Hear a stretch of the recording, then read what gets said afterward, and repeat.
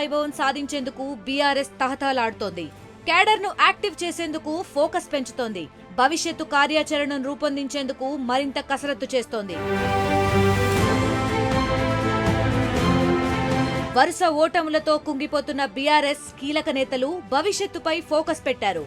భారత రాష్ట్ర సమితి భవిష్యత్తుపై గులాబీ దళాలతో చర్చలు జరిపారు. పార్టీ శ్రేణులకు, నేతలకు బీఆర్ఎస్ వర్కింగ్ ప్రెసిడెంట్ కేటీఆర్ తాజాగా దిశానిర్దేశం చేశారు. అసెంబ్లీ, లోక్సభ ఫలితాల తరువాత బీఆర్ఎస్ ఎమ్మెల్యేలను కాంగ్రెస్ పార్టీ చేర్చుకోవడంతో గులాబీ శ్రేణులు నైరాశ్యానికి గురయ్యారు. పార్టీని సంస్థాగతంగా బలోపేతం చేసేందుకు పార్టీ కార్యకర్తలకు శిక్షణా కార్యక్రమాలను నిర్వహించాలని నిర్ణయించారు.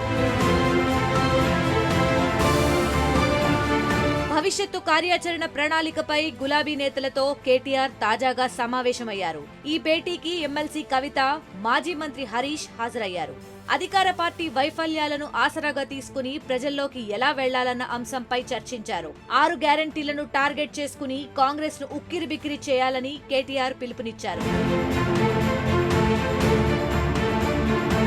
అసెంబ్లీలోకి వెళ్లనీయకుండా బీఆర్ఎస్ ఎమ్మెల్యేలను అడ్డుకొని అరెస్ట్ చేస్తున్న అంశంపై బీఆర్ఎస్ నేతలు చర్చించారు. తెలంగాణ తల్లి విగ్రహం మార్పుపై రేవంత్ తీసుకున్న నిర్ణయాన్ని తిప్పికొట్టేలా ప్రచారం సాగించాలని కేటీఆర్ సూచించారు.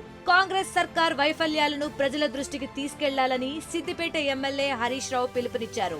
రైతు బంధు, బోనస్ అంశాల్లో రేవంత్ సర్కార్ రైతులను మోసం చేసిన తీరును చర్చించారు. లగచర్లలో భూ నిర్వాసితుల అంశం, అనంతర పరిణామాలపై కేటీఆర్ పార్టీ నేతలతో చర్చించినట్లు సమాచారం.